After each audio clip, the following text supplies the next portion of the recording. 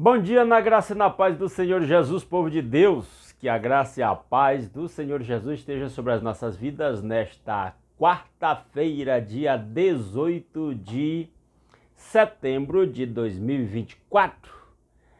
E este 18 de setembro é uma data especial, porque hoje é o dia em que meu progenitor, meu paizão, completa 80 anos e não se completa 80 anos todo dia. Isto é graça que Deus concede vamos dizer assim, a um grupo selecionado, porque tem muita gente que não celebra essa data, ainda mais com a saúde, o vigor e a lucidez do meu paizão. Então, uma alegria, uma bênção de Deus ter o meu paizão com saúde aos 80 anos e poder celebrar.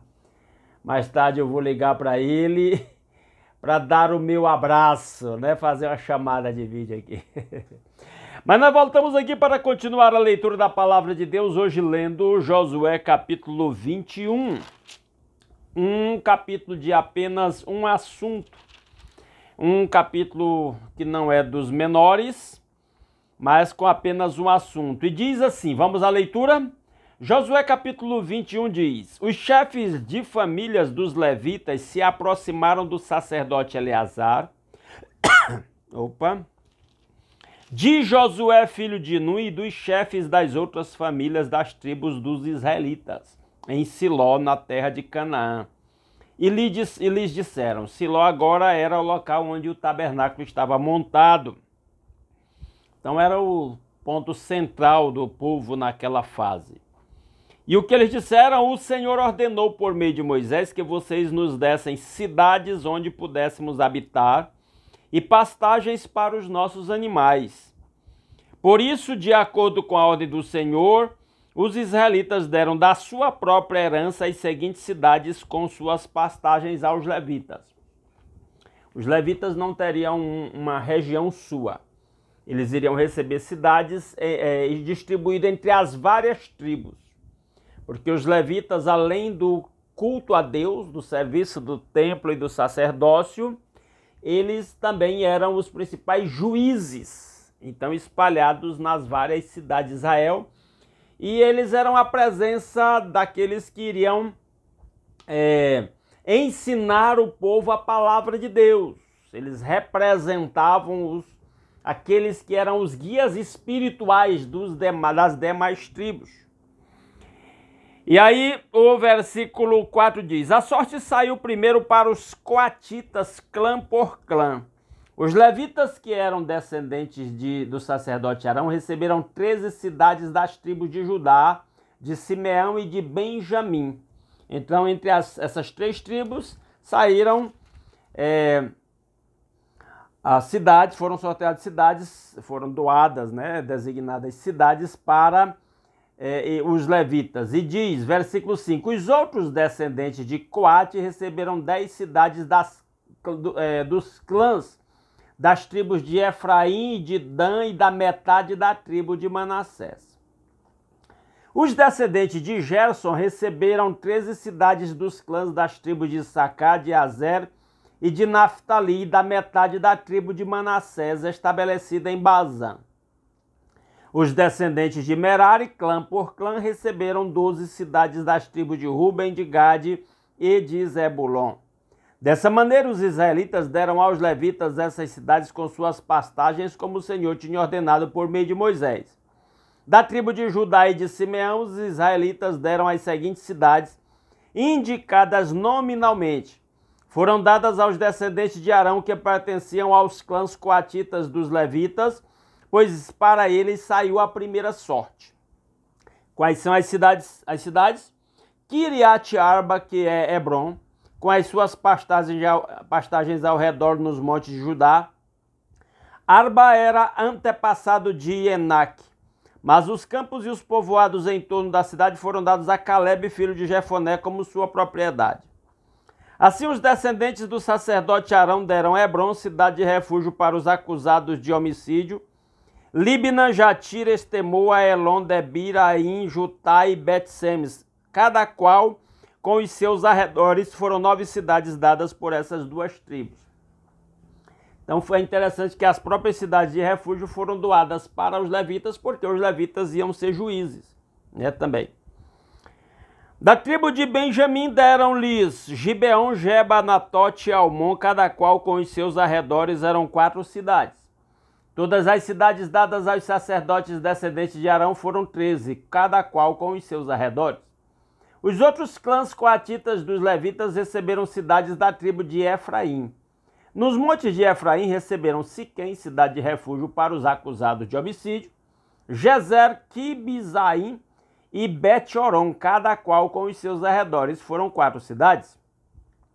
Também da tribo de Dan receberam Elteque, Gibeton, Aijalon e Gat-Rimon, cada qual com os seus arredores, foram 4 cidades. Da meia tribo de Manassés receberam Taanac e Gat-Rimon, cada qual com os seus arredores, foram 2 cidades. Todas essas 10 cidades e seus arredores foram dadas aos outros clãs coatitas.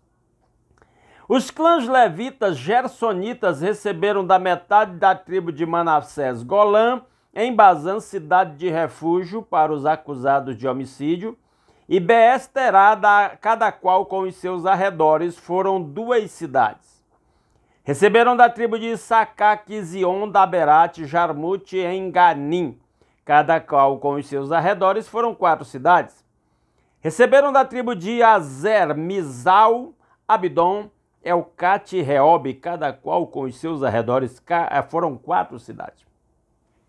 Receberam da tribo de Naftali, Quedes na Galiléia, cidade de refúgio dos acusados de homicídio, Amotidor e Cartã, cada qual com os seus arredores, foram 13 cidades. Todas as cidades dos clãs gersonitas foram 13. Os clãs meraritas, o restante dos levitas, receberam as seguintes cidades: da tribo de Zebulon, Joqueneão, Cartá, Dímina e Naalau, cada qual com os seus arredores, foram 4 cidades. Da tribo de Ruben, Bezer, Jaza, Quedemote e Mafaate, cada qual com os seus arredores, foram 4 cidades. Da tribo de Gade, em Gileade, Ramote, cidade de refúgio dos acusados de homicídio, Maanaim, Esbom e Jazar, cada qual com os seus arredores, foram 4 cidades ao todo. Todas as cidades dadas aos clãs meraritas, que eram o restante dos levitas, foram 12. No total, as cidades dos levitas nos territórios dos outros israelitas foram 48 cidades com os seus arredores. Cada uma de todas essas cidades tinha pastagens ao seu redor. Assim o Senhor deu aos israelitas toda a terra que tinha prometido sob juramento aos seus antepassados, e eles tomaram posse dela e se estabeleceram ali. O Senhor lhes concedeu descanso de todos os lados, como tinha jurado aos seus antepassados. Nenhum dos seus inimigos pôde resistir-lhes, pois o Senhor entregou todos eles em suas mãos. De todas as boas promessas do Senhor à nação de Israel, nenhuma delas falhou, todas se cumpriram. Que Deus aplique a palavra aos nossos corações. Quero dizer 2 coisas aqui para finalizar esta leitura. Os levitas, de novo, os levitas foram escolhidos por Deus para ser a tribo sacerdotal. Eles não teriam herança como as demais tribos, terras e um território com muitas cidades, porque também eles não iriam viver da agricultura e pecuária como os demais, mas eles teriam lá os seus rebanhos, o seu modo de subsistência, e eles teriam cidades para morarem. E eles receberiam doações, né, dos dízimos dos israelitas levados ao culto ao Senhor, e parte inclusive das outras ofertas que não eram dízimos. Esse era o seu principal meio de sustento. Já foi dito que eles receberam cidades espalhadas entre as várias tribos de Israel, porque era para que no meio das demais tribos existissem representantes das tribos de Levi como juízes e como aqueles responsáveis como mestres para ensinar as leis de Deus para o povo de cada tribo e de cada cidade. Então, assim os levitas receberam as suas cidades para moradia e os arredores das cidades para a manutenção dos seus rebanhos, mas o foco dos levitas era o cuidado do trabalho do Senhor. Ainda hoje, Deus levanta pessoas para liderarem o seu povo. Estas pessoas têm uma vida terrena, têm uma família, têm necessidades materiais, mas aí tem vários tipos de ministério. Tem aquelas que têm ministério de tempo integral, tem aquelas que têm ministério de tempo parcial, porque além do ministério exerce uma outra atividade profissional. Isso também é bíblico, mas sempre Deus vai levantar pessoas para estarem na linha de frente do ministério, na manutenção do culto a Deus, para chamar as pessoas para se voltarem para Deus, para guiar as pessoas nos caminhos do Senhor. Isso é algo normal. Então as igrejas precisam estarem conscientes disso e sempre buscarem a direção de Deus, para que Deus levante estes homens. Agora não é de uma tribo específica, até porque nós não somos judeus ou israelitas, né, de sangue. Nós somos brasileiros, então ele não levanta pessoas necessariamente de uma tribo, mas entre o seu povo, entre a sua igreja, Deus levanta pessoas para estar à frente do seu povo, da sua igreja, para serem guiados pelo Espírito Santo e usados para guiar o povo de Deus nos caminhos do Senhor e para alimentar o povo de Deus com a palavra de Deus. Isso ainda hoje é assim. O apóstolo Paulo, inclusive, diz que digno é o obreiro do seu salário e que aqueles que ministram bem têm direito a uma porção duplicada. Esse pastor aqui é contra esses movimentos aí em que pessoas exploram a fé das pessoas para enriquecimento de homens, para viverem vidas nababescas. Isso não está de acordo com a vontade de Deus, com a palavra de Deus. Mas que Deus espera que a igreja do Senhor Jesus sempre trate com dignidade os seus líderes espirituais, quando eles se mostrarem homens comprometidos com Deus e fiéis ao Senhor, né? Eu louvo a Deus pela vida da Igreja Batista Redenção, que durante mais de 6 anos caminhamos juntos e a gente tem ministrado a palavra de Deus, buscando ser fiel no cumprimento da palavra do Senhor. Tá certo? E a última coisa que eu quero destacar são os últimos versículos 43 a 45. Os últimos 3 versículos. Eu vou reler. Assim o Senhor deu aos israelitas toda a terra que tinha prometido sob juramento aos seus antepassados, e eles tomaram posse dela e se estabeleceram ali. O Senhor lhes concedeu descanso de todos os lados, como tinha jurado aos seus antepassados. Nenhum dos seus inimigos pôde resistir-lhes, pois o Senhor entregou todos eles em suas mãos. De todas as boas promessas do Senhor à nação de Israel, nenhuma delas falhou, todas se cumpriram. Isso aqui se resume dizendo: Deus foi fiel naquilo que prometeu.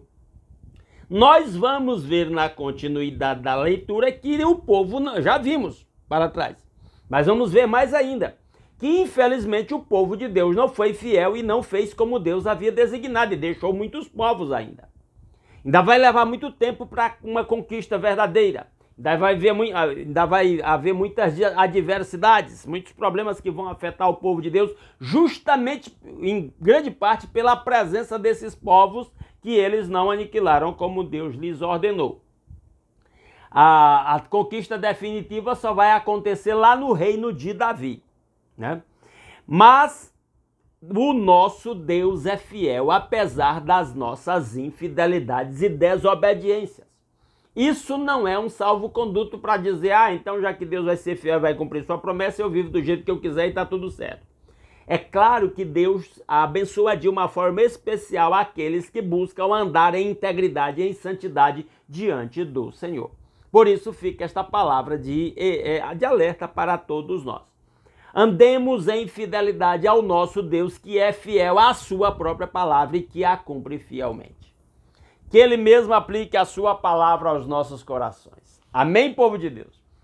Se você gostou deste vídeo, deixa um like, desta leitura, né? Deixa um like nesse vídeo. Se não gostou, deixa um dislike. Se concorda comigo, comenta aí nos comentários do vídeo. Se não concorda, comenta também que não concordou. Se quer destacar alguma coisa que eu não destaquei, fique à vontade para colocar aí nos comentários. Isso ajuda o vídeo a ganhar repercussão.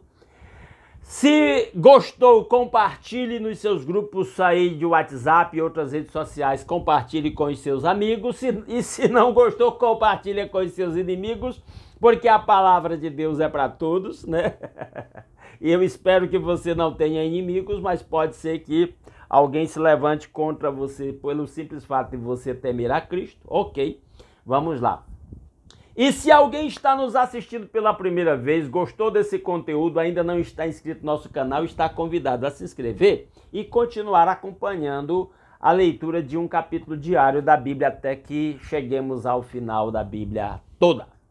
Tá certo? Vamos orar?